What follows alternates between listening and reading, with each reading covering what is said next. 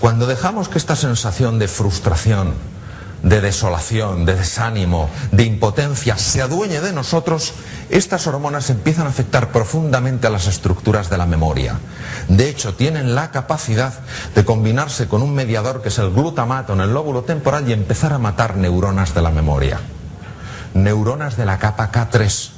Por eso se ha podido demostrar cuando se ha metido personas como nosotros conscientes en cascos como de tomografía de emisión de positrones, que cuando permanentemente tenemos la sensación de que nos tenemos que adaptar a ese famoso cambio para el que no nos sentimos preparados, esta ansiedad continua pero larvada lleva a la depresión. Cuando estas personas han sido metidas en los cascos de emisión de positrones que permiten fotografiar el cerebro mientras se piensa, los hipocampos, los centros de la memoria, habían perdido el 20% de su volumen. 20% de neuronas muertas, teniendo en cuenta que es uno de los dos únicos tipos de neuronas que se reproduce. Si no, habrían perdido el 80%. Nos sentimos paralizados porque el juicio que ha hecho nuestra mente entrenada en la limitación y no en la abundancia es que no somos capaces. Aparte de esta muerte de neuronas, se ha podido observar algo que nunca antes había sido fotografiado. Cambia totalmente el riego del cerebro. Mirad, esta zona anterior tiene solo 400.000 años de antigüedad. Y en estos 400.000 años de antigüedad se generó la estructura más sorprendente que conocemos. Aquí se inventa el futuro. Aquí buscamos alternativas para hacer frente a los problemas. Aquí están los centros de la atención. ¿Sabéis qué curioso? Cuando más necesitamos estos centros, cuanto más claridad y perspectiva necesitamos, cuanto más imaginación y finura precisamos, esta zona se queda sin sangre. Y toda la sangre se va a las profundidades del cerebro, a estructuras muy antiguas que tienen 350 millones de años de antigüedad. Existían en los tiburones primitivos. ¿Qué quiere decir esto? Que cuando yo ante una situación de cambio experimento estas emociones y me dejo atrapar por ellas, en realidad las hormonas y los procesos cerebrales hacen que no pueda salir de ello. ¿Por qué? Primero porque mi área prefrontal no funciona, con lo cual ¿cómo voy a tener claridad para solucionar? Por eso cuando todos estamos enganchados en el mundo emocional y tensos, ¿a que no pensamos con claridad? ¿Cómo vamos a pensar con claridad si no tenemos riego en la zona prefrontal? ¿Y qué es lo que hacen estas estructuras de 350 millones de años? Posicionarnos. ¿Para qué? Para sobrevivir. No para imaginar, no para inventar, no para crear, no para tener perspectiva. Reacciones súper bruscas y súper rápidas, 40 milésimas de segundo. Ataque, huida o bloqueo. Veamos las reuniones en las empresas y veremos con cuantísima frecuencia se ponen en marcha estos procesos y la gente se ataca, se queda bloqueada. No quiero hablar más de esto, o se van.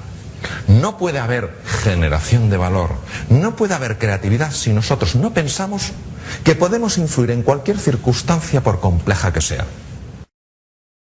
¿De dónde viene la palabra apatía? Viene del latín apatia. Y apatia tiene dos significados radicalmente diferentes, fijaros, completamente diferentes. Apatia, por un lado, quiere decir impasibilidad del ánimo, imperturbabilidad del ánimus, del alma, frente al sufrimiento. Qué cosa tan hermosa esa ecuanimidad, tan trabajada por los estoicos desde la época de Zenón y después por Séneca. Un hombre que entendía que esa imperturbabilidad del ánimo frente a las dificultades de la vida era clave para la felicidad. Sin embargo, no es ese el concepto que vamos a analizar ahora de apatía. El concepto es el otro significado. Es la dejadez, es la desidia, es la falta de energía, la falta de entusiasmo, la falta de motivación. ¿Y qué refleja la apatía. Fijaros, la apatía refleja sobre todo una indiferencia. ¿Pero indiferencia acerca de qué? Indiferencia a cualquiera de los 5 aspectos de la vida de cualquier ser humano. Puede ser indiferencia hacia el aspecto físico, fisiológico. Puede ser indiferencia hacia el aspecto psicológico, el emocional, el social o el espiritual.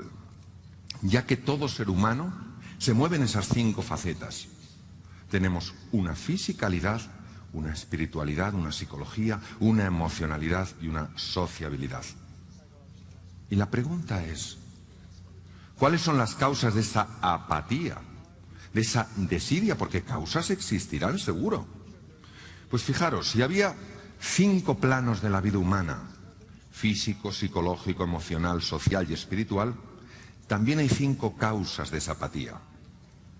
El primero es la ignorancia, el no saber, la falta de conocimiento. El segundo es la falta de reflexión. El tercero es el miedo a cometer errores. El cuarto es la pereza. Y el quinto, atención porque este es clave, es la incapacidad aprendida. Y vosotros os preguntaréis, o nos preguntaremos nosotros, ¿la incapacidad se puede aprender? Si yo me siento incapaz a la hora de aprender un idioma, de manejar un programa de ordenador, de relacionarme con otras personas, ¿es posible que yo no sea así, que no tenga esta incapacidad en mi origen? ¿Es posible que la haya aprendido? Sí, rotundamente sí. La incapacidad se puede aprender. Y se puede aprender incluso a nivel de los roedores. Posiblemente os suene una de las figuras más importantes actualmente en el mundo, en psicología, el padre de la psicología positiva, Martin Seligman, uno de los experimentos que hizo en su época más juvenil, con ratitas que estaban metidas en una caja, en una jaula, y había cuadraditos, de tal manera que recibían descargas eléctricas. El equipo de Seligman generaba ciertas descargas en ciertas zonas de la jaula. Esto que hizo que obviamente las ratas, para evitar esas descargas y ese sufrimiento, intentaran evitar eso mismo, aprendiendo dónde estaban las zonas de descarga. Cuando ellas creían que lo habían aprendido, los colaboradores de Seligman cambiaban las zonas a las que transmitían la descarga eléctrica, con lo cual las ratas llegaron a aceptar, a resignarse, que ellas no podían hacer nada. ¿Sabéis lo que le pasó a esas ratas? Lo que les pasó. Entraron en un estado de apatía. Se quedaron en un rincón y todas murieron. Solas. Murieron. Luego estamos hablando de algo importante.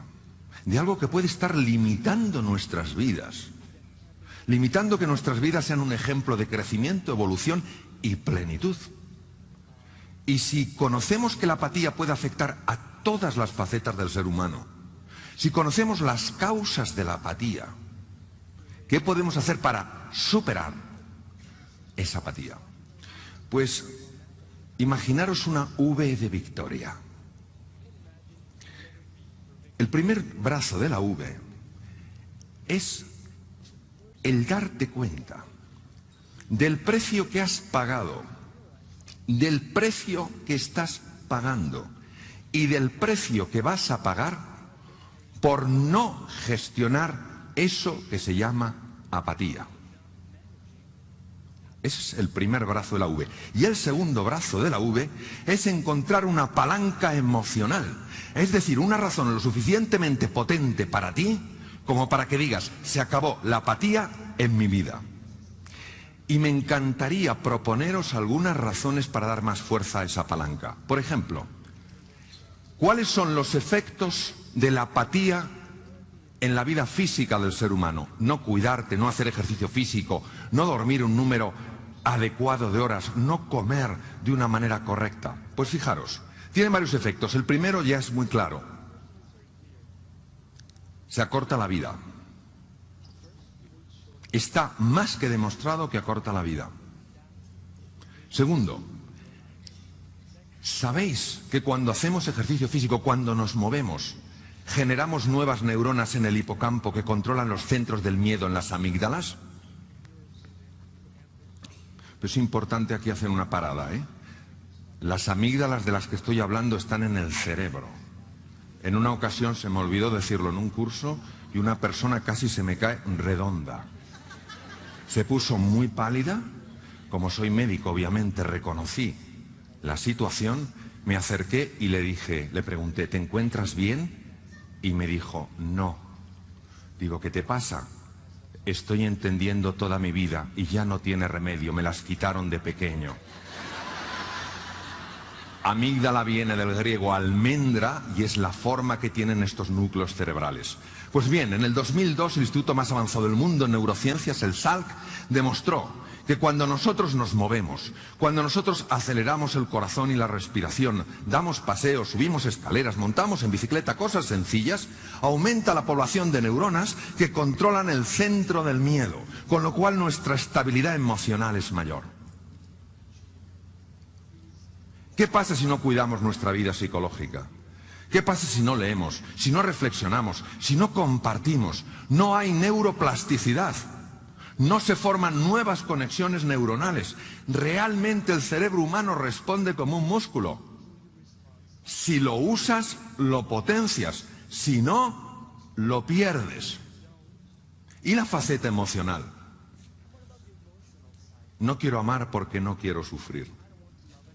Pero por favor, si las emociones, tanto la tristeza como el entusiasmo como la pasión, son parte de nuestra vida, si el dolor es el termómetro del amor, si sufres es porque amaste mucho, qué pena aquellos que nunca han amado y por tanto nunca pueden sufrir, no conocerán la belleza del amor. Pero es que además, a nivel cerebral, lo sabemos perfectamente desde los estudios de Teresa Maville en Harvard. La creatividad es hija de la pasión. Lo que el corazón quiere sentir, la mente se lo muestra. Si tú quieres crear un nuevo futuro lleno de posibilidades, has de apasionarte. No es un tema de que solo el intelecto te lleva, es que el intelecto se abre cuando tú te entusiasmas y te apasionas por algo. Y la faceta social. Los seres humanos somos seres de encuentro.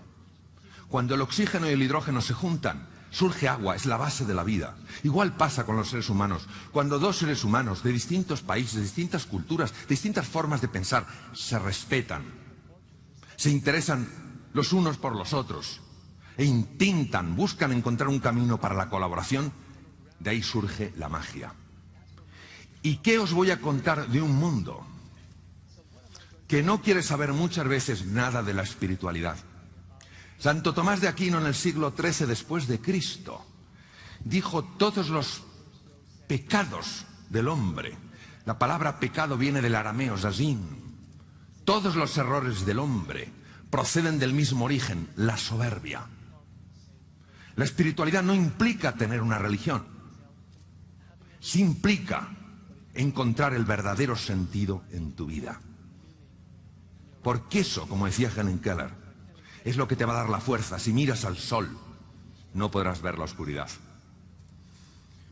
Y por eso os animo muchísimo a que encontréis vuestra palanca emocional, para que podáis decir con firmeza, con fe y con confianza, está en mí, yo puedo, vaya que sí puedo. Gracias.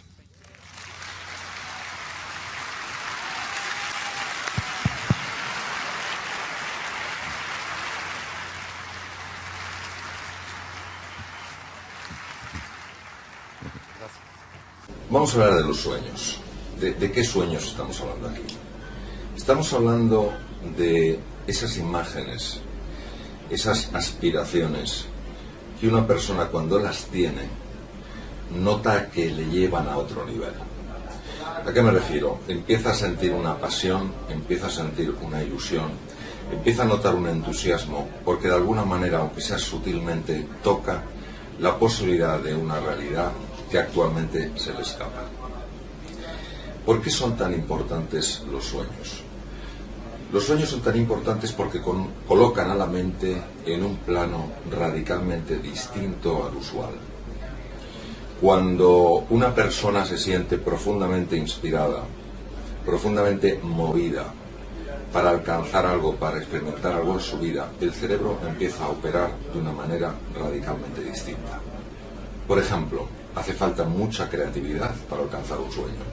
Se sabe que la creatividad es hija de la pasión. Un sueño apasiona y por tanto un sueño ayuda a ser más creativo. Se sabe que la inteligencia es básica a la hora de encontrar formas de superar los obstáculos. Se sabe que la pasión abre la inteligencia. Es profundamente erróneo, con la investigación que hoy en día tenemos, pensar que la inteligencia es una cualidad o una capacidad o una competencia fija. La inteligencia es como una ventana, se puede abrir o se puede cerrar, y es la pasión, es la ilusión lo que abre esta ventana de inteligencia. ¿Qué ocurre? Ocurre que todos tenemos primero un gran desconocimiento de nosotros mismos y segundo, terror al fracaso. Y muchas veces matamos el sueño en la fase de semilla, con lo cual no le damos ni siquiera la opción de convertirse en una pequeña planta y luego en un árbol espléndido. El error del ser humano es que a los sueños les llama utopías. Y cuando les llama utopías, les quita todo el poder movilizador. Los sueños son probablemente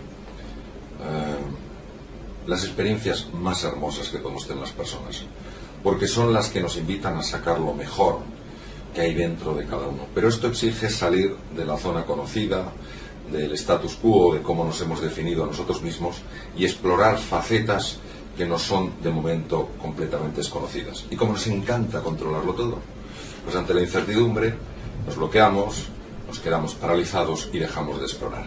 La zona de confort es la zona más peligrosa en la que se puede estar, la más peligrosa. Curiosamente da una alucinación de seguridad, pero no es así. La zona de confort es el lugar en el que nos hemos acomodado a vivir y sin embargo nos impide todo crecimiento y evolución. El mundo está constantemente evolucionando y si nosotros no crecemos y evolucionamos nos quedamos atrás. Luego hay que tener muchísimo cuidado con la autocomplacencia y hay que tener mucho cuidado con considerar que la vida está para sobrevivirla en lugar de para vivirla. Número 2, el miedo. El miedo va a ser nuestro compañero toda la vida. Nacimos con miedo y moriremos con miedo. Es decir, el momento en el que, si tenemos tiempo para darnos cuenta, llegue nuestro punto final, posiblemente también experimentaremos el miedo. Entonces yo creo que el problema no es el miedo, es nuestra relación con el miedo. El miedo lo único que nos pide es que seamos sensatos y cautos. No nos pide que vivamos asustados. Es inherente. Claro, hay una parte de nuestro cerebro que ha de proteger la vida y nos dice sé sensato, es decir, si estás en la selva y ves un león, no te acerques a acariciarlo, haz lo que puedas para salir adelante. No es malo sentir miedo, hay que saber afrontarlo. No, lo que pasa es que hay un tipo de miedo que a mí me gusta más llamarlo pánico y que procede de la mente y que nos proyecta todo tipo de horrores que nos puede pasar si las cosas salen mal. Y ese es el miedo que hay que superar. Y el miedo no se supera no sintiéndolo, el miedo se supera sintiéndolo y a pesar de eso dando un paso adelante porque hay algo de suficiente importancia para ti como para que no permitas que el miedo te pare. Por tanto, el antídoto del miedo es tu nivel de compromiso. Si tienes un nivel de compromiso realmente grande, realmente fuerte, el miedo no te parará. ¿Sentirás miedo? Sí, pero harás las cosas a pesar del miedo. Tenemos la idea de que los cambios radicales en la vida de una persona son eventos. ¿Qué es un evento? Algo que sucede súbitamente. De repente una persona cambia. Y no nos damos cuenta de que esto carece de todo tipo de realismo. Los cambios radicales en una persona son fruto de que esa persona en un momento determinado de su vida tomó una decisión firme. Y a lo largo de una serie de días, meses y años, ha mantenido esa decisión a pesar de dificultades, obstáculos, incomodidades e inseguridades. Y al cabo de meses, años, algo fundamental se transforma. Lo importante es darse cuenta que no se transformó ese día donde apareció la nueva cualidad, sino que lo que ha surgido es el resultado de un montón de días, de meses y de años, donde esa persona ha mantenido su compromiso y cada vez que se ha caído, cada vez que ha fracasado, se ha vuelto a levantar. No hay, en mi experiencia, cortocircuitos en esto. No hay caminos fáciles. Por eso, para mí la palabra clave es compromiso. Estás lo suficientemente comprometido en tu decisión como para que la vida te haga un test cada día y lo superes. Estás lo suficientemente comprometido para seguir adelante a pesar del dolor, a pesar de la dificultad, a pesar de los obstáculos, o en cuanto te caigas vas a decir, no, esto no funciona. Al final es eso, es el compromiso. Y lo que sabemos, y esto lo sabemos muy bien en neurociencias, es algo muy sencillo y muy de sentido común, que a veces se nos puede escapar. Cuando una persona está de verdad comprometida, al cerebro no le queda otra salida que abrir la ventana de la inteligencia y la creatividad para buscarle una solución. ¿Qué ocurre? Que muchas veces, como no persistimos, como ante el dolor echamos para atrás, como ante el dolor nos sentimos pequeños, le damos al cerebro una salida fácil. Y si el cerebro tiene una salida fácil, olvidémonos de que busque una solución. La mente es una estructura, por llamarla de alguna manera, con un poder, con una potencia difícil de describir y cuyo impacto se ha podido ver en el campo de la medicina. Lo que ocurre es que la mente, sobre todo una parte de la mente, que se llama la mente egoica, tiene la tendencia a teñir las cosas de una forma oscura, a maximizar la sensación de riesgo, a minimizar la sensación de capacidad. Y esto genera unas limitaciones que las vivimos como reales cuando son solo mentales. Por eso, cuando la mente se estira, cuando la mente se amplía, la realidad nunca se vuelve a ver de la misma manera. Se alcanza una percepción diferente de la realidad. Y por eso yo creo que para ser realista hay que tener ese sueño del que se hablaba antes, que es un sueño radical, y teniendo ese sueño radical, es decir, sabiendo lo grande de esa empresa, de esa gesta, cada día dar un paso pequeño, pero pensando en grande. Esto es maravilloso, y cualquier persona que nos esté escuchando, que le guste la cocina, por su propia experiencia sabrá que es así. ¿Cuántas veces no habré escuchado yo, incluso a grandes maestros de la cocina, decir, con los mismos ingredientes, exactamente con los mismos, si a mí me hace ilusión preparar ese plato, porque es para una persona querida, el plato sabe mejor que si lo tengo que preparar porque tengo que prepararlo como obligación. Pero esa es actitud. Entonces, ¿qué ocurre?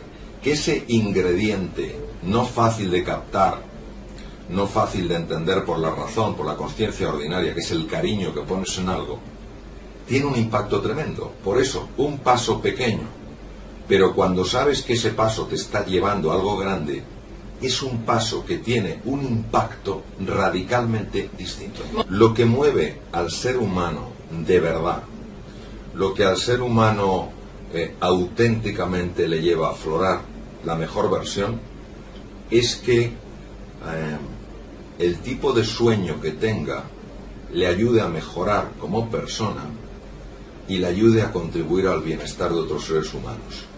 Si el sueño que tiene es un sueño para ser alabado por los demás, si es un sueño para obtener reconocimiento, para obtener posesiones, para obtener dinero, para ser popular, ese sueño no tiene fuerza para mover el aspecto realmente grande del ser humano. ¿Por qué?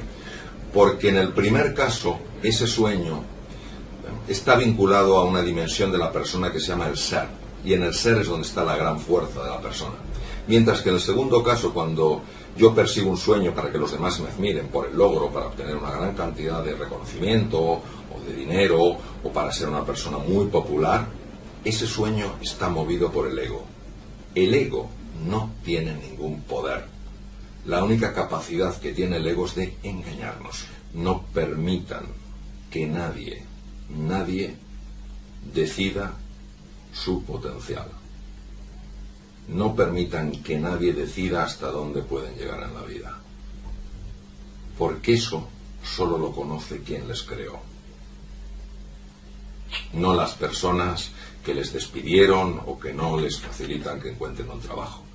Esta sensación potente, plena, de confianza en su valor y en su capacidad les ayudará muchísimo, no solo en la vida, sino a la hora de encontrar ese espacio que desde luego merecen donde puedan llevar a cabo su desempeño profesional.